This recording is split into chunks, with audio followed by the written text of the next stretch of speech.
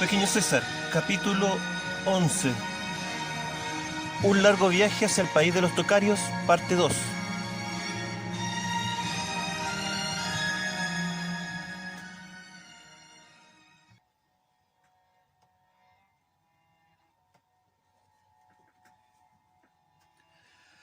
Acampamos al día siguiente a buena distancia de la ciudad.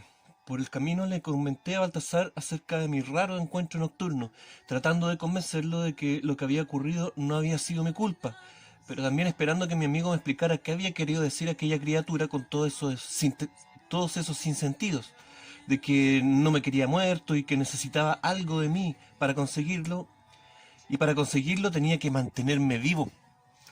Baltasar, aunque estaba molesto, me escuchó con su característica paciencia y me dijo que no me preocupara tanto por aquel encuentro y agregó: lo quiera o no, usted es un ser especial y debe aceptar que siempre será acosado por criaturas malignas, ya que estos seres buscan, ansían y anhelan la luz con mayor desesperación que los propios hombres. Pero no se equivoque, estos seres siempre son engañosos para lograr sus objetivos. Mienten y se disfrazan para distraer y confundir al hombre en su camino hacia la rectitud.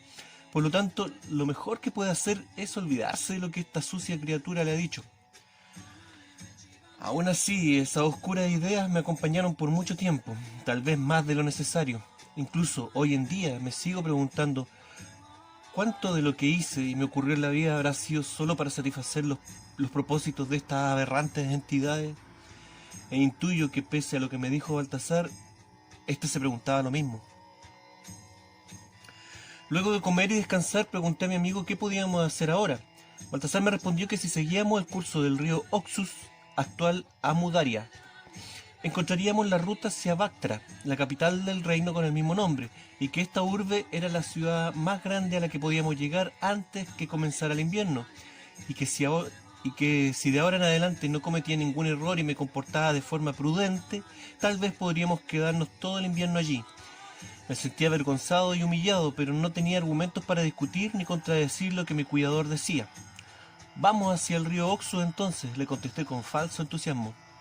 Avanzamos por la ribera del río, adentrándonos en la zona del valle de Fergana, a los pies de los montes Altai, pero la parte plana del valle queda un poco más al norte. Nosotros, mientras tanto, mantenemos nuestra marcha a través de cerros secos, esperando no toparnos con ninguna amenaza. Baltasar me relata la historia de cómo el gran Alejandro hace 30 años conquistó los pueblos de esta zona.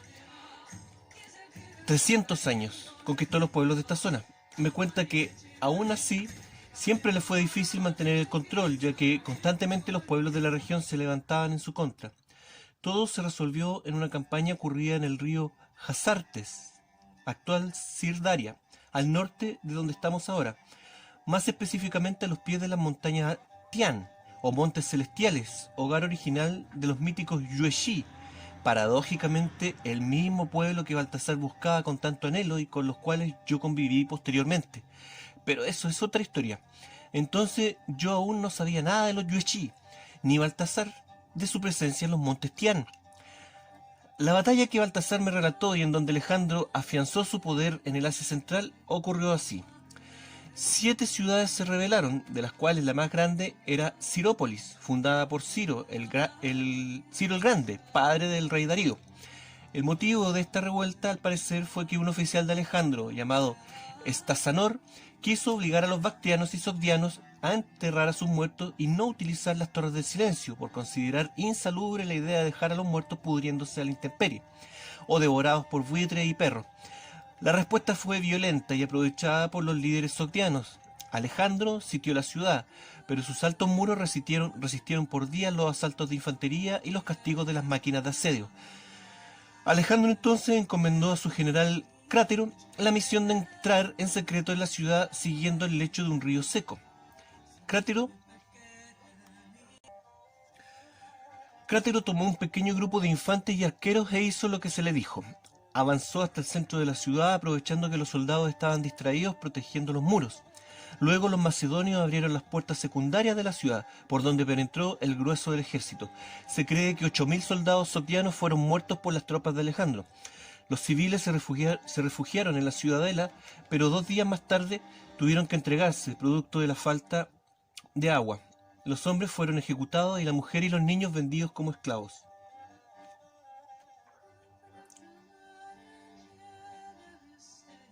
Después de esto, una a una, el resto de las 6 ciudades rebeldes sufrió el mismo destino, pero la revuelta no había acabado aún.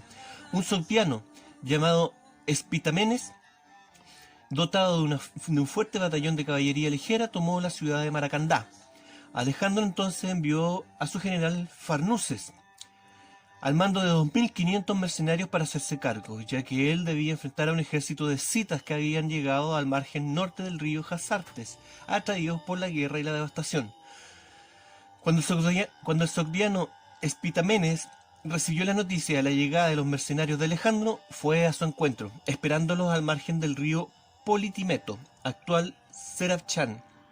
Farnuces colocó a sus tropas con la infantería al centro y la caballería protegiendo los flancos, pero los sogdianos combatieron con sus jinetes siempre en movimiento, acosando constantemente la formación a punta de flechas. Cuando Farnuces intentaba atacar, los sogdianos se retiraban rápidamente. Farnuces se refugió en un valle rocoso donde la caballería de Espitamenes tendría menos movilidad, pero entonces Carano, a cargo de la caballería griega, vadió el río sin avisar para que sus hombres y caballos pudieran descansar. La infantería, al presenciar esto, creyó que se había ordenado un repliegue y siguieron a los jinetes sin obedecer a sus oficiales. Los jinetes sogdianos aprovecharon el desorden para atacar, acribillando a la infantería con sus flechas. La retirada se convirtió en una desesperada huida y los hombres se refugiaron sin pensarlo en un islote en medio del río, en donde fueron exterminados hasta el último hombre. De los 2.500 hombres de Farnuces, solo sobrevivieron 300 jinetes que habían cruzado el río antes de la matanza. Mientras tanto, en el Jazartes, Alejandro tomaba la decisión de atacar rápidamente a los escitas que se agrupaban del otro lado del río. Para ello elaboró flotadores de cuero para cruzar a la infantería, pero antes debía hacer retroceder a los escitas para darle un margen a sus hombres de los arqueros enemigos. Para eso utilizó su artillería. El alcance de las catapultas era de 700 metros, pero mientras que los arcos escitas no superaban los 500. Pronto quedó un margen abierto y comenzó el cruce del río. Los primeros fueron los arqueros cretenses, quienes cubrieron al resto del ejército. Caballería e infantería llegaron sin novedad. Alejandro envió como cebo un batallón de lanceros a caballo. Los escitas cayeron en la trampa, atacaron y pronto se vieron rodeados entre los lanceros a caballo, la infantería y los arqueros de Alejandro. Los escitas trataron de escapar por los flancos, pero fueron detenidos por la caballería macedonia. 1.500 escitas de la tribu de los Sacas fueron muertos, incluyendo su líder, un hombre llamado Satraces. Los que huyeron fueron perseguidos, pero pronto los hombres de Alejandro desistieron, ya que habían bebido agua del río y esto les produjo diarrea. Los jinetes eran incapaces de permanecer en sus sillas. Un par de días después, los líderes Sacas se disculparon con Alejandro. Este aceptó las disculpas, sobre todo porque aún tenía que marchar sobre Espitamenes.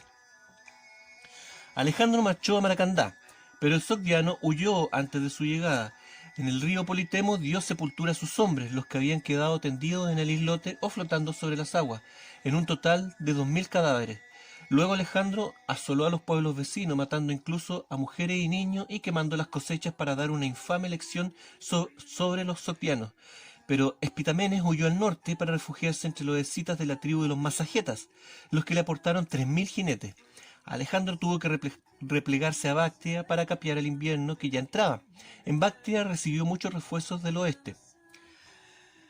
Al inicio del invierno los sogdianos se rebelaron nuevamente, en venganza por las atrocidades cometidas por Alejandro durante el otoño. Entonces decidió dividir su ejército en 5 columnas.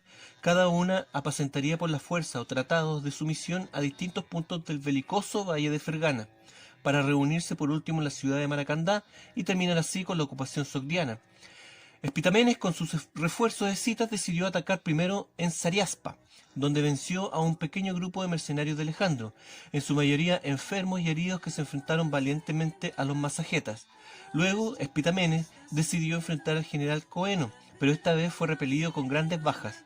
El sogdiano decidió huir nuevamente al norte, pero los masagetas decidieron que no querían ver entrar en sus tierras a las tropas de Alejandro, con la excusa de perseguir a Espitamenes. Así es que decidieron ejecutarlo ellos mismos y enviar su cabeza a Alejandro, quien se conformó con esto y dio por terminada la afrenta sogdiana. Incluso reconoció el valor de Espitamenes y casó a la hija de este, Apanea, con uno de sus mejores generales, Seleuco, quien fue el fundador del imperio Seleucida, y bautizó varias ciudades con el nombre de su esposa, como la Apanea de Siria. Alejandro no sabía que aún quedaba un año de lucha para apaciguar a los sogdianos, ni que su última y famosa batalla en la roca sogdiana terminaría en su propio matrimonio con Roxana, la hija de su último enemigo, Oxyartes, pero esa es otra historia. Mientras merendábamos, el sonido de un campanilleo seguido por el ruido de muchos cascos llamó nuestra atención. Se trataba de unos hombres que guiaban un grupo de caballos. Delante de ellos iba un caballo con una campana anudada al cuello. El resto de los equinos seguía el sonido. Los hombres de aspecto asiático iban armados con arcos. Baltasar se comunicó con uno de ellos, quien le explicó que criaban caballos en el norte y que se dirigían a un festival equino en las afueras de Bactra. No necesitamos escuchar más y nos unimos a ellos después de efectuarles un pago por sus servicios de guía. Nos adentramos con estos hombres en el gran valle de Fergana. Su compañía nos dio paso libre el resto del camino, aunque tuvimos que esforzar nuestras monturas y adaptarnos a su rápido ritmo de cabalgadura. Sus caballos eran de Altai, pequeños, pero provistos de una gran resistencia. Sus cabezas, cuello y pulmones son robustos, y sus colores casi siempre tienen un bello y típico moteado del cual destacan los blancos con manchas negras. En pocas jornadas, a través de fértiles campos alternados con paisajes secos, pudimos alcanzar la bella y multicultural Bactra, actual Balj, sin duda la ciudad más importante del Asia Central. Su antigüedad se pierde en el tiempo. Baltasar me dice que algunos creen que puede tener 4000 años o más. En ella se practican infinidad de religiones. Esto a pesar de ser la cuna del gran Zoroastro. Su tumba y la de varios de sus seguidores más importantes también se encuentran aquí. Por el momento nos quedamos en las afueras, disfrutando del gran carnaval ecuestre. El motivo de este carnaval es para compensar el no haber podido celebrar la llegada de la primavera en el pasado festival del Navruz, Nuevo Día. Una fiesta que se realiza todos los años, pero que esta temporada se pospuso debido a la hambruna que había asolado la ciudad, producto de la guerra civil parta. En cambio, ahora a la entrada del invierno las cosas habían mejorado. Muchos hombres habían regresado después de la victoria de Fraates en Tisfún, trayendo consigo la riqueza obtenida en la refriega. Se organizó así un gran encuentro equino para celebrar el reencuentro y para compensar la falta del pasado Navruz. Aunque algunas tradiciones no podrían cumplirse este año, como por ejemplo aquella de dejar germinar durante 13 días semillas de trigo o lentejas para luego arrojar los brotes a un río, atados con un nudo. En ese momento se piden deseos y si el agua desata los nudos, estos se cumplirán. También se come al aire libre, obligatorio es comer lentejas. Por la noche los hombres saltan sobre una fogata como muestra de fe y como recordatorio de la victoria de la luz sobre la oscuridad.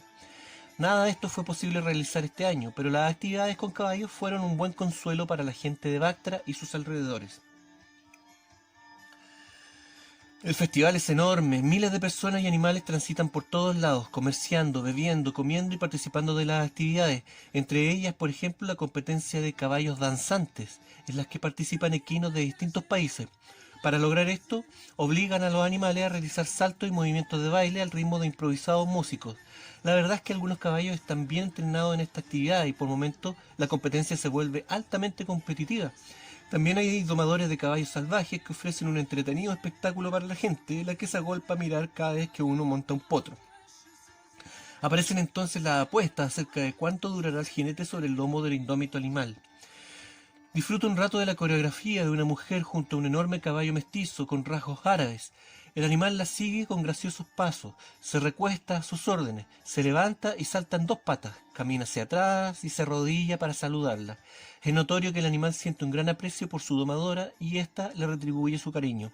También hay numerosas e improvisadas pistas de carrera. En ellas no solo se realizan carreras cortas, sino que además hombres de distintos lugares ejecutan piruetas a gran velocidad sobre el lomo de sus caballos, montando de pie sobre ellos o girando sobre su montura. Cabalgan colgados bajo la panza del animal o intercambian montura al galope con otro compañero. Muchos de estos jinetes son muy jóvenes y en algunos casos niños, pero con gran maestría en lo que hacen y un valor que sorprende. Pese a lo cada vez más arriesgadas acrobacias, solo se registraron unas pocas caídas, considerándose la más grave, una en que debieron sacrificar al animal. El pobre intentaba ponerse en pie, pese a tener una pierna trasera absolutamente quebrada. Su dueño trataba amorosamente de mantenerlo recostado, pero el animal insistía en querer seguir corriendo, empeorando la situación de su pierna, que a esta altura giraba en distintas direcciones sin ningún control. Finalmente su dueño lo sacrificó, luego lo abrazó y besaba con gran dolor, llorando y lamentándose por su pérdida. La actividad principal estaba preparada para unos días más, y se trataba de una larga carrera en donde tanto los competidores de las tribus nómadas como los de la ciudad se jugaban grandes cantidades de oro y el honor. Antes se realizaron varias carreras menores, pero muy intensas, en donde la gente desataba todas sus pasiones. Los premios para los ganadores de estas carreras eran sencillos y variados, iban desde alfombras baratas hasta animales de corral. En una de las más reñidas, el premio consistía en una lanuda cabra bactriana. El ganador, sin desmontar de su caballo, la tomó por los cuernos y la exhibió orgullosamente a todo el público y a los curiosos, hasta que su rival, quien no estaba conforme con la decisión del juez, se la arrebató y huyó. El primero tomó el robo como una gran ofensa y lo persiguió, acompañado de algunos de sus parientes a caballo, los que lograron recuperar el animal, que a esa altura ya había muerto asfixiado, o tal vez desnucado y colgado inerte en la grupa del caballo del primer jinete. Lamentablemente su recuperación no duró mucho, ya que el inconformista perdedor volvió al ataque, esta vez también acompañado por algunos parientes. El resto de la tarde ambos grupos se disputaron el animal, arrebatándoselo unos a otros, pero lo que comenzó como algo grave y a punto de convertirse en un violento incidente, terminó en una comida compartida en la que ambos grupos hicieron las paces y consumieron la magullada carne del animal disputado. Con los años, esta afrenta se repitió de forma simbólica y llegó a convertirse en un deporte común en Sogdia y Bactria. La carrera principal se desarrolló a través de un enorme circuito que cursaba por amplias llanuras, pero también por múltiples obstáculos naturales, riachuelos y cerros escabrosos escogidos de forma intencional. La partida y el final de la carrera estaban casi en el mismo lugar, pero la verdadera meta estaba un poco más allá y además tenía una dificultad adicional que causaba miedo y preocupación tanto en jinetes como en sus acompañantes. En el sector de la partida se agolpaban cientos de jinetes de ambos sexos y todas las edades, siendo los más pequeños apenas unos críos de 5 o 6 años. Entre todos creaban un caos difícil de entender. También llegaban al sitio los parientes y amigos de quienes iban a competir. El acceso de estos era indiscriminado, empeorando el desorden que ya había. Entre caballos nerviosos se amontonaban esposas, madres y abuelas que se despedían y bendecían a sus vástagos y esposos, entregándoles objetos de protección. Otros jinetes más serios solo se preocupaban de estar atentos al hombre que daba la partida y que era el mismo hombre que se encargaba de organizar toda la carrera. Este era fácilmente reconocible debido a su vistoso uniforme de seda azul con un gran sol amarillo estampado en su espalda. El sujeto gritaba órdenes en todas direcciones, las que aparentemente nadie obedecía. De pronto, y sin aviso, la carrera comenzó, sin dar tiempo siquiera a los curiosos de alejarse del lugar. Algunos cayeron empujados por los caballos, pero afortunadamente no hubo nada que lamentar. Al poco andar, los caballos que se habían adelantado tuvieron que devolverse, ya que la partida fue declarada como falsa. Estos aún no terminaban de llegar al punto de partida cuando se inició por segunda vez la carrera. En esta ocasión, al parecer, todo estaba en regla y los curiosos ya se habían apartado del camino. Así, entre risa y reproche y gritos de aliento, la competencia principal comenzó. El caos de la partida continuó hasta que los corredores se perdieron de vista. Más adelante y en cada punto crítico de la carrera, un grupo de personas esperaría a los improvisados caballeros, tanto para atenderlos como para dar fe de que nada fuera de las reglas se estuviera produciendo. Aún así, muchos competidores poco a poco fueron quedando en el camino. La carrera era muy larga y desgastante, tanto para jinetes como para animales. Así, el grupo principal se dividió, dejando a los más débiles atrás, los que eran la mayoría. El resto se adelantó, quedando en claro quiénes eran los que conseguirían llegar a la meta, o al menos eso pensábamos todos, ya que al final de esta carrera fue totalmente impredecible. Como dije, la verdadera meta tenía una dificultad extra, que consistía en una larga loma que se empinaba a medida que se ascendía hasta la línea de meta, sobre la cima de la loma. El camino hacia arriba se iba angostando y su último tramo era casi vertical, además de ser muy rocoso, sin duda un final casi imposible de sortear. Al ver el escarpado y alto promontorio me pregunto cómo logrará alguno de los corredores terminar la carrera. Sería prácticamente imposible que alguno lo consiguiera y seguramente tendrán que elegir al ganador de alguna otra manera. Cerca del mediodía los primeros jinetes comenzaron a aparecer en el horizonte y las apuestas oficiales fueron abiertas. Los jinetes eran casi en su totalidad hombres adultos que representaban tribus y razas muy distintas. Las apuestas, una vez comenzaban, no se detenían hasta poco antes que llegaran los jinetes. En un comienzo prácticamente apuestan solo los parientes de los jinetes más jóvenes.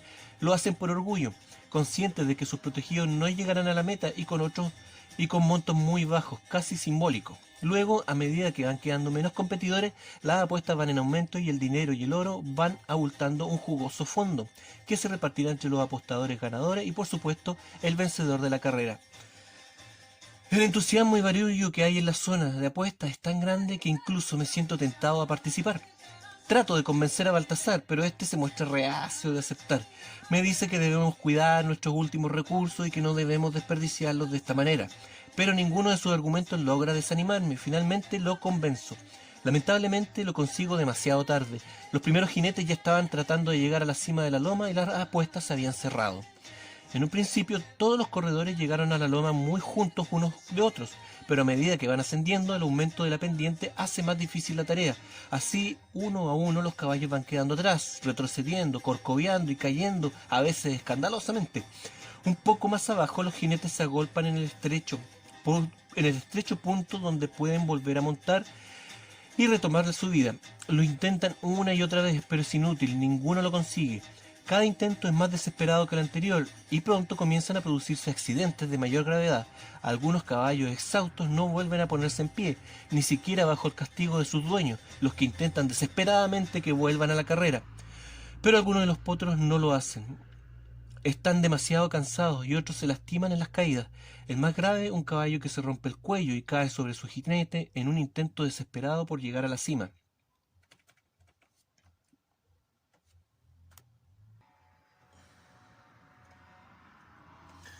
Después de un rato logran rescatar al hombre debajo del cuerpo inerte de su animal y se lo llevan sin sentido hasta el campamento de su gente.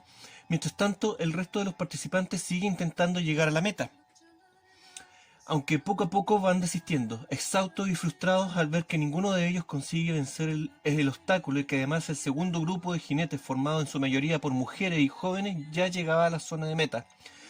Las apuestas fueron reabiertas, lo que provocó una gran euforia entre la gente. Esta vez no me quedaría fuera del asunto y me apresuré a convencer a Baltasar para que participáramos. Mi amigo me recuerda que debemos tener un buen candidato visto antes de apostar.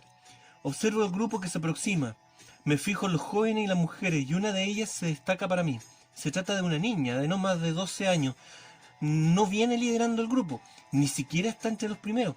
La verdad es que es una de las últimas. Su cansancio es evidente, pero hay algo en ella que me convence y es que ha tenido el suficiente coraje para llegar al final de la carrera. Sin duda, no desistirá tampoco en la ladera. Baltasar me observa serio y crítico por mi elección, pero me obedece. Solo me pregunta cuánto de nuestros valores debemos apostar. Apuéstalo todo, le digo parcamente, intuyendo lo que mi amigo va a decir, me adelanto a su reclamo y le digo que si no lo hace, lo haré yo, pero que seguramente perderé nuestro dinero antes de poder siquiera apostar. Baltasar se retira para obedecerme callado y ofuscado. Todo esto ocurre mientras los primeros jóvenes comienzan a llegar a la loma maldita. Luego de un rato el resultado es el mismo. Uno a uno los jóvenes y los caballos se van amontonando justo antes del obstáculo. De vez en cuando uno de ellos logra ascender un poco más que el resto solo para que el caballo caiga de lado o de espaldas. Entonces el jinete, si es afortunado y no es aplastado por la bestia, vuelve a intentar la maniobra las veces que sea necesario. A medida que transcurre la tarde, hombres, mujeres y animales heridos son retirados de la carrera para que no estorben. Mi muchacha escogida finalmente logra llegar al lugar de la penitencia final.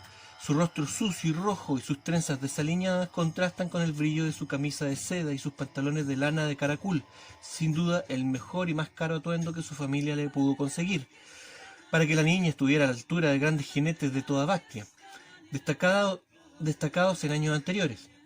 La niña intenta avanzar entre la masa de grupas, piernas y cuellos de caballo, pero no lo consigue.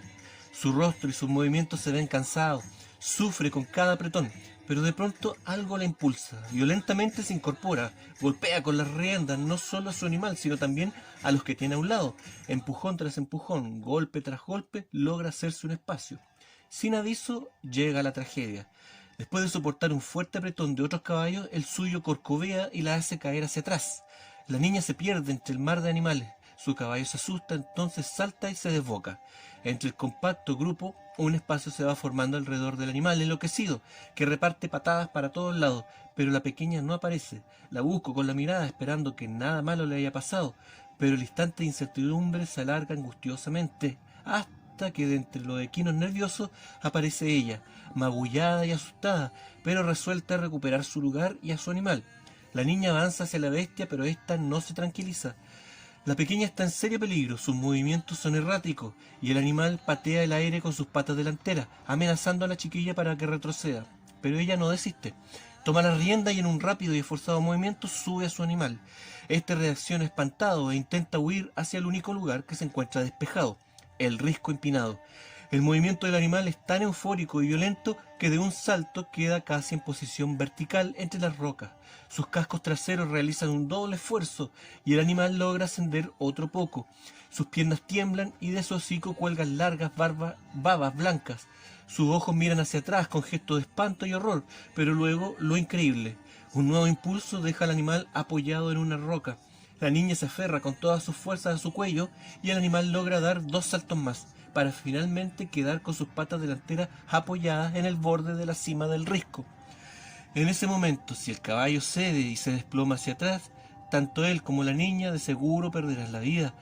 Todos sus músculos tiemblan y se tensan. La muchacha lo anima desesperadamente y el animal logra levantar y apoyar en la rocosa ladera una de sus patas traseras para apenas darse un último impulso. Luego de esto, su cuerpo queda apoyado hasta su pecho. Sus patas traseras se mueven frenéticamente para encontrar un último apoyo y lo logra. Todo explota en un instante. La gente grita celebrando la hazaña de la niña, la que se encuentra sobre el lomo de su animal, con los brazos aún aferrados a su cuello y su rostro escondido tras su cabeza. El caballo resopla y se tumba de lado con grandes estertores. Sus ojos se ponen blancos y sus patas se estiran con extrema rigidez. El animal ha muerto intempestivamente producto del tremendo esfuerzo y del pánico acumulado en su loco ascenso. La gente corre en grupo hacia la niña, la toman y la llevan en andas como muestra de celebración por su sorpresiva victoria. Esta intenta zafarse para ir con su potro inerte, pero nadie toma en cuenta su deseo. Todos festejan mientras la niña llora amargamente su trágico triunfo. Baltasar se apresura a recuperar lo apostado y exige nuestra parte del botín. El lugar de apuesta es un caos, ya que al parecer la escabrosa meta de la carrera fue elegida con la intención de que nadie la sorteara y así poder evitar los pagos a quienes aceptaran al ganador. Pero la milagrosa llegada de la niña no fue prevista por nadie y aparte de Baltasar, solo los parientes de la chiquilla habían apostado por ella. Finalmente, después de una aireada discusión, Baltasar logra imponerse. Su tamaño y su espada ayudaron a este propósito, y los funcionarios de la ciudad no tuvieron más remedio que aceptar la legítima victoria y entregar a Baltasar y a los parientes de la niña lo que correspondía. Al regresar, Baltasar me convence de la urgencia de buscar un refugio en la ciudad, ya que la euforia inicial del final de la carrera se puede convertir rápidamente en un peligroso caos de enfrentamientos entre las tribus participantes, y no sería nada bueno quedar en medio de esta trifulca. Ingresamos en Bactra y nos dirigimos al barrio griego. Allí preguntamos por algún lugar donde poder instalarnos, pero la tarea se nos vuelve difícil debido a que el festival ha traído un gran número de viajeros y tanto la ciudad como el barrio griego rebosan de visitantes buscando alojamiento. Finalmente, y ya bien entrada la noche, ingresamos en una casa donde pagamos por algo de comida.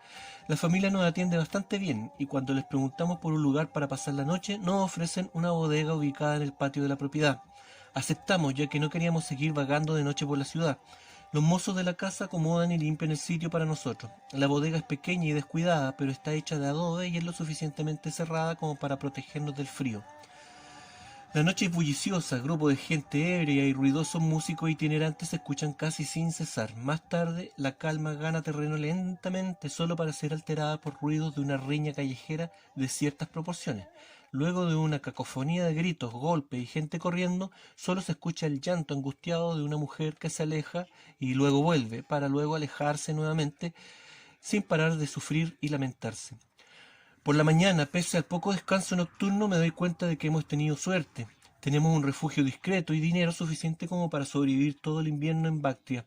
Por un momento recuerdo el inesperado final de la carrera y no pude evitar asociar mi buena fortuna con las palabras de Ahriman, diciendo que necesitaba que yo tuviera una larga y afortunada vida. Los días pasan tranquilos junto a nuestra familia protectora. Baltasar los ha convencido de que somos peregrinos zoroastrianos en busca de la gruta del fuego sagrado original, pero que necesitamos pasar el invierno en Bactra antes de continuar nuestra búsqueda. Los dueños de casa se tragan nuestra historia y nos dejan en paz. De hecho, nos permiten utilizar toda la estancia de la casa libremente. Solo por la noche nos exigen recluirnos en nuestro improvisado dormitorio. Ocupamos el tiempo haciendo planes. Baltasar insiste en su idea de buscar el país original de los arios. Piensa que esta gente nos acogerá de buena manera y que tal vez puedan hasta reconocer mi estatus y mi nobleza. Así, no solo mi seguridad estaría garantizada, sino también mi legado como heredero de los Ptolomeos. El problema es que Baltasar no conoce bien la ruta que debemos seguir para encontrar este país, y muchas versiones hay acerca de la ubicación de este lugar. Solo una referencia, Baltasar la considera real y concreta, y es la de buscar los míticos montes dorados de Altai. Ya no discuto con mi amigo y simplemente dejo que trabaje durante el día recabando información. Una mañana llegó hasta la casa un hombre llamado Adel Abbas, razonable y austero. Se trataba de un lana, actuales sufis, que es como conocen acá a los hombres santos, debido simplemente al sencillo material con que se visten y con el cual los reconocen. Este hombre apareció preguntando por los peregrinos que buscaban la luz del fuego sagrado, y de inmediato la gente de la casa lo guiaron con nosotros, intuyendo que éramos los hombres que él buscaba. Disimuladamente le pregunto a Baltasar si había divulgado nuestra ubicación en la ciudad, pero de inmediato me lo negó con la cabeza. Entonces debe haber sido alguien de la casa, le respondo convenciéndome de ello. Adel se presenta deseándonos un amable que la paz sea con ustedes, y luego nos ofrece una explicación de su visita. Nos dice que se encontraba viajando en busca de una reunión de santones que se realiza cada 30 años, pero que cada vez cambia de ubicación y que nunca queda convencido dónde será la próxima. Aún así, nunca dejan de asistir los maestros nuevos y los que aún continúan con vida. Estos se ubican siguiendo las señales místicas a través del camino. Con Baltasar compartimos una mirada de extrañeza y luego la dirigimos a Adel para que nos explicara qué tenía que ver todo esto con nosotros. El hombre nos observa y nos sonríe por un buen rato, pero no dice nada. Adel es anciano, pero su mirada y su vitalidad se corresponden con la de un joven soltero. Su rostro está arrugado y su cabello y barba son completamente blancos, pero no refleja cansancio ni enfermedad alguna. Finalmente, el viejo interrumpe su sonrisa y luego irrumpe el silencio, diciéndonos que durante la mañana había sentido un poco de hambre. Así es que se dirigió a un bazar y buscó un lugar en el suelo para sentarse y esperar a que alguien se acercara a ofrecerle comida. Al principio la gente pasó por su lado sin percatarse de su necesidad, pero una mujer lo comprendió y se le acercó extendiéndole una tortilla y un cuenco de sopa, que era justo lo que él había visualizado para desayunar. La mujer esperó que acabara con su comida y luego le preguntó si deseaba algo más. Como Adel le contestó que no, se retiró acompañada de otra mujer que al parecer era su amiga. Con Baltasar nuevamente nos miramos sin entender hacia dónde quería llegar el viejo con su relato. Entonces ambos le hicimos un gesto al anciano para que nos explicara más. Adel volvió a sonreír y tuvimos que esperar otro buen rato para que se animara a hablar. Entonces nos dijo que había escuchado la conversación de ambas mujeres y que una le había dicho a la otra que en su casa estaban hospedando a unos peregrinos que buscaban el fuego sagrado original. Adel supo en ese momento que esa era la señal que él esperaba para encontrar el lugar de su reunión. Entonces se puso en pie y siguió a la mujer hasta su casa y ya está. Luego nos miró y nos preguntó qué esperábamos para iniciar el viaje a la gruta sagrada. Volvimos a mirarnos con Baltasar y le pedimos amablemente a Adel que nos esperara afuera. ¿Qué haremos ahora? No podemos seguir a la corriente de este tipo. Podría estarnos llevando una trampa, pero tampoco podemos ignorarlo. Si en la casa se enteran de que despachamos a alguien que nos ofrece llevarnos al lugar que estábamos buscando, nuestra falsa identidad se vendría abajo. Finalmente decidimos acompañar cautelosamente al viejo y ver de qué se trataba este asunto. Salimos de la casa en nuestro caballo y conseguimos uno para Adel, pero este se negó a montar y además tuvimos que esforzarnos mucho para convencerlo de que entonces debía compartir montura con Baltasar, y solo cuando lo dejamos atrás se resignó a subir al lomo detrás de Baltasar. Salimos de la ciudad de Bactra, cargamos nuestras alforjas para evitar que nos robaran, pero no tuvimos la precaución de llevar comida. Creímos que estaríamos de vuelta antes del anochecer, pero no fue así, y por más que preguntábamos a Adel acerca de la dirección de nuestro destino, solo nos sonreía y nos decía que avanzáramos. Íbamos hacia el sur y luego hacia el norte. Baltasar se detenía cada cierto tramo para que el viejo se orientara, pero parecía mofarse de nosotros. Miraba alrededor y luego nos decía, es por allá, y nos volvía a hacer avanzar. Continuamos así todo el día hasta que se nos hizo muy tarde para volver. Tuvimos que acampar a la intemperie. Por suerte Baltasar logró encender un buen fuego juntando arbustos y un poco de excremento de cabra seco. Adel rezaba tranquilamente, lo hacía sentado mirando en dirección del atardecer. Baltasar y yo estábamos tan molestos como confundidos. Nos habíamos dejado manipular por este hombrecillo, tenía ganas de golpearlo. El hambre y el cansancio me volvieron malhumorado. Deberíamos simplemente abandonarlo, le dije a Baltasar. Mi amigo asintió con la cabeza, pero sin embargo, ninguno de los dos retrocedió por los caballos. Simplemente nos quedamos mirando a Adel, que rezaba concentradamente, y eso nos produjo paz. De pronto el viejo se puso en pie, se sacó su túnica de lana, la acomodó como camastro, nos regaló un saludo y una sonrisa, se recostó e inmediatamente se durmió y comenzó a roncar. La mañana nos sorprendió hambrientos, cansados y con frío. En cambio, a Adel se veía muy activo y feliz. Miraba extasiado el amanecer y cantaba alegremente. Le pregunté por qué estaba tan feliz y me respondió que en su religión celebraban el amanecer, ya que los maestros corderos sentían que cada día podía ser el último de su vida y que al llegar al anochecer tal vez ya no estaríamos en este mundo. Entonces le dije, pero eso no es nada nuevo, todo el mundo tiene la certeza de lo que has dicho, y me incluyo. Sí, tú lo sabes, pero dime, ¿lo sientes? Esa es la diferencia. Mientras hablaba, el viejo comenzó a danzar lenta y circularmente. Mi religión es una realidad sin nombre, es la religión del sentir, no de las palabras. ¿Sentir? ¿Sentir qué? Todo, mi joven amigo, todo es sentimiento en esta tierra. Las cosas que te rodean te entregan su amor en este momento. Cuando te das cuenta de esto, pero con el corazón, no con el pensamiento, entonces estaremos en el despertar de tu alma. El viejo siguió girando sobre sí mismo en una danza sin fin. Baltasar no perdió el tiempo y fue en busca del desayuno. A lo lejos lo podía distinguir tratando de cazar un ave, pero no tenía mucha suerte y finalmente, después de varios intentos, regresó hacia nosotros sin nada y notoriamente frustrado.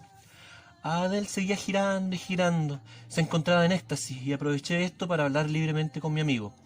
Baltasar me dijo que debíamos volver de inmediato y que enviaríamos al viejo con alguna caravana que vaya en la dirección que él quiere. Nosotros nos quedaremos con la excusa de que uno de los dos está muy enfermo para viajar hacia su estúpido encuentro. Estoy de acuerdo, le contesté, pero por ahora debemos buscar la forma de encontrar comida. No quiero emprender el viaje de regreso con el estómago vacío. Baltasar me indicó con la mirada para que me volteara. Lo hice y vi que Adel ya no giraba, estaba de pie observándonos. Ah, con que eso era lo que los incomodaba. Tienen hambre. Lo siento, no pensé en eso.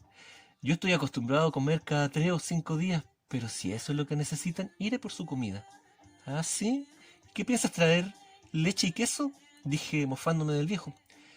Si eso es lo que quieres, gritó mientras se alejaba de nosotros con seguridad. De pronto, a la distancia, detrás de unos cerros, aparecieron unos pastores arreando sus ovejas. Venían justo en la dirección que había tomado Adel. Nos miramos extrañados con Baltasar y seguimos con la mirada a la acción del viejo, quien llamó la atención de los pastores. Conversó un poco con ellos y estos le entregaron un par de jarras y un pequeño saco. Adel se despidió amablemente y volvió hacia nosotros. Luego dejó frente a nosotros las jarras con leche y de la bolsa extrajo queso y pan, más que suficiente para los tres. ¿Se sienten felices ahora, mis amigos? Cuando terminamos de comer, por alguna extraña razón, no fuimos capaces de decirle al viejo que necesitábamos volver a Bactra. Simplemente levantamos el campamento y continuamos nuestro incierto viaje, un poco avergonzados de no poder enfrentar al flacucho de Adel. Esta vez el viejo parecía más orientado que la jornada anterior. Avanzamos cruzando el valle de Fergana hacia el norte. Esto preocupó un poco a Baltasar, ya que nos acercábamos a la frontera de los belicosos sogdianos. No llevábamos escolta y nuestro viaje se alargaba demasiado. Le comenté esto a Adel, pero simplemente ignoró nuestras preocupaciones. Descansamos por la noche en un viejo templo zoroastriano abandonado. Dentro se había instalado provisoriamente una familia de pastores nómadas. Compartimos con ellos refugio y comida, los cuales fueron pagados por Baltasar. Una de las mujeres de la familia cuidaba a un pequeño con fiebre. Le pedí a Baltasar que lo atendiera, pero a Adel se nos adelantó. El niño tenía la cara hinchada y al parecer, por lo que daba a entender su madre, no comía ni bebía nada hace ya varios días. El viejo lo examinó con mucha delicadeza. Observó su rostro, respiró cerca de su boca y luego se la abrió lentamente. El niño dio muestras de mucho dolor. Adel se puso en pie y dijo que sabía cuál era el problema. Le pidió a Baltasar que consiguiera una de esas pinzas que se utilizan en orfebrería. Luego pidió que sostuvieran al niño y le ordenó a Baltasar que extrajera con la pinza una muela que se le estaba pudriendo al niño. Baltasar se negó y le pasó las pinzas a Adel, pero este lo convenció que solo él tenía la fuerza suficiente para realizar la tarea. A regañadientes mi amigo obedeció ante la mirada suplicante de los angustiados padres. La acción fue bastante violenta, el niño gritaba y aullaba de dolor, pero Adel estaba en lo correcto. Mi bruto amigo terminó el asunto rápidamente, evitando así extender la angustia del niño. El viejo preparó un lavado para la boca del enfermo, le indicó que se la enjuagara con ella y que luego la escupiera. El niño, muy agotado, apenas pudo obedecer y escupir el líquido sanguinolento al suelo. Luego Baltasar le dio una infusión para la fiebre. Los padres estaban felices al ver que el niño podía tragar nuevamente. El pequeño se durmió y nosotros hicimos lo mismo, después de recibir el agradecimiento de la familia, claro está. Por la mañana el ambiente era tranquilo, el niño había despertado absolutamente despejado y pidiendo comida prepotentemente. Adel se encontraba afuera, saludando el amanecer, y Baltasar preparaba todo para nuestra nueva jornada. Mi amigo esta vez se enfrentó al viejo y le dijo que si no encontrábamos lo que buscábamos, mañana nos devolveríamos, ya que no podíamos perder más tiempo siguiendo una pista falsa. A Adel le contestó que estábamos muy cerca y que nuestro viaje no se extendería más de una jornada. Antes de partir, nuestros amigos nómades nos regalaron comida para el viaje, carne seca y tortillas que nos servirían para varios días. Cruzamos fértiles campos, la mayoría ya cosechados, pero tuvimos la precaución de alejarnos de las estancias donde se cultivaba opio, ya que estos lugares siempre están fuertemente protegidos. Al atardecer llegamos a un lugar donde el valle era interrumpido abruptamente por altos cerros de rojizas y rocosas paredes verticales. Adel se encontraba emocionado, obviamente reconocía el lugar. «Aquí es», dijo, y de pronto señalando una lisa pared del alto cerro. El viejo no nos dio tiempo para preguntar, simplemente se adelantó y se esfumó detrás de la roca. Con Baltasar nos encogimos de hombro y lo seguimos. Detrás de la pared había una estrecha entrada a una oscura gruta. La entrada no tenía ninguna marca visible. Penetramos en la cueva, pero nos quedamos cerca de su acceso para acostumbrar nuestros ojos a su penumbra. La voz de Adel nos invitaba a entrar sin temor. Poco a poco pudimos darnos cuenta de que en el interior de la gruta había un espejo de agua subterráneo. Esta agua reflejaba una tenue luz anaranjada en las paredes. «Por acá», dijo Adel, y seguimos su voz. Al principio no lo vimos, por la forma de la gruta que en su interior daba un giro y escondía el fondo de esta, pero al llegar al lado de nuestro viejo guía pudimos contemplar algo increíble. En ese punto de la cueva una hermosa flama surgía desde el agua. Era una llama del tamaño de un niño, su tono era suave y sus movimientos daban la impresión de estar enfrente de algo con vida. Por momentos la llama emitía sonidos como de un ser respirando profundamente. En otro instante quedaba estática y en silencio, para después crepitar como si de la llama de una hoguera se tratara. Sin duda, esa mágica visión tenía esencia de vida. Adel rompió el silencio y dijo: «Aquí está, la misma flama que contempló el profeta hace más de 500 años, la fuente de nuestro interior y el reflejo de nosotros mismos». De pronto, una profunda emoción nos invadió. Adel puso sus manos sobre nuestros hombros e, intuyendo el origen de nuestra melancolía, dijo: «No se aflijan, hermano. Todo lo que se pierde vuelve a nosotros transformado en otra cosa. No se atormenten buscando el amor, porque este ya está dentro de ustedes y en todos lados. Lo que deben hacer es romper las barreras que han construido contra él. Hermanos, no necesitamos caminar en un jardín para darnos cuenta de que la belleza existe. Vivan y caminen, y cuando sus piernas se vuelvan torpes y cansadas, será el momento de abrir las alas que les han brotado».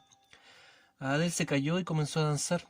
Me quedé contemplando aquella llama de suave luz que emergía mágicamente desde el agua y comprendí que el fuego sagrado existe, no como una cosa material que se le puede usar, sino como una esencia divina y llena de voluntad. Por primera vez en mi vida me sentí satisfecho, me di cuenta de que no necesitaba nada, estaba completo y ya no ansiaba. No hacen falta respuestas, todo se concreta solo. Perdí la noción del tiempo y me sentí libre de la angustia de sentir su paso. Dentro de esta gruta tuve la satisfacción de estar en contacto con el amor eterno y etéreo. Salimos de la gruta sin hablar, nadie decidió el momento, simplemente salimos. Fuera ya era de noche, el aire fresco y el cielo estrellado me parecieron más hermosos que nunca. Encendimos una fogata para calentarnos, pero su llama humeante nos hizo recordar lentamente nuestra oscura realidad. La sensación de bienestar se iba evaporando. Decidí irme a dormir antes de perderla por completo. Por la mañana me desperté con el ruido de voces que compartían una alegre conversación. Se trataba de Adele, que muy temprano había hecho contacto con un grupo de sabios lanas, que peregrinaban, al igual que él, hacia su secreta reunión. Al parecer el punto de encuentro no era en este sitio, sino en algún punto de Bactria que solo ellos conocían. De todas formas, el grupo quiso visitar la Gruta del Fuego original, aprovechando que les quedaba de camino. Entonces se encontraron con Adel y ahora todos platicaban entusiastamente, celebrando su casual encuentro. Lo raro era que Baltasar también compartía con ellos. Mi amigo, al ver que yo había despertado, fue hasta mí y entusiastamente me dijo que los sabios Lana le habían confirmado sus sospechas de que la gente y el lugar que buscaba se encontraba en los montes dorados de Altai, y que, aunque la distancia que nos separaba era aún enorme, si marchábamos constantemente y sin ningún retraso en dirección al noreste, podríamos alcanzar el país en 4 o 6 semanas, dándonos margen de tiempo antes de que acabe el otoño. ¿Crees que el riesgo valga la pena, Baltasar? Tú mismo dijiste que era peligroso acercarse al país de los sogdianos, y ahora me pides que lo crucemos completamente, solo porque unos haraposos te confirmaron su historia. Créame, señor, si bien el riesgo es alto, estoy seguro de que, encontrando el país de los tocarios, usted podrá tener entre ellos la paz que necesita para realizar todo lo que quiera. Y si no encontramos a esta gente, aún así, el país de Altai es más seguro para usted que Bactria, ya que se encuentra fuera del Imperio Parto. En cambio, si nos quedamos a pasar el invierno, tarde o temprano nos descubrirán y delatarán. La situación en ese caso es aún más incierta que la de cruzar el límite de la frontera imperial. Mm, no me agradaba la idea de viajar en otoño a través de las montañas, entre pasos inseguros, llenos de crueles bandas de traficantes de opio. Pero Baltasar en algo tenía razón. Hace tiempo que debíamos haber salido del Imperio Parto, y si no lo hacíamos ahora, tal vez no tendríamos otra oportunidad. Muy bien, le respondí. Solo asegúrate de que estos viejos flacuchentos te den una ruta detallada. No quiero tener que ayudarte a encontrar el camino. Así será, respondió mi amigo. Luego compartimos con Adel y su gente. Su suave compañía logró que olvidara en parte mi disgusto y la preocupación de lo que Baltasar me había propuesto. Luego recordé lo vivido la tarde anterior y recuperé mi buen ánimo, recibiendo además la influencia de esos viejos haraposos y bonachones. Al mediodía, después de merendar, nos despedimos de ellos. A pesar de que el grupo era un tanto numeroso, consumieron muy poca comida. Me despedí de Adel y este me devolvió un simple "que la paz sea contigo". Luego se alejó sin voltear. Lo seguí con la vista hasta donde pude, pero Baltasar me interrumpió pidiéndome que emprendiéramos el viaje, ya que teníamos un largo camino por delante. Recordando ahora todo lo que vendría después, no puedo dejar de pensar de que el bueno de Adel no fue en mi camino sino otra aparición más de Ahriman o Ereshkigal, ya que a veces el león se viste de cordero y viceversa.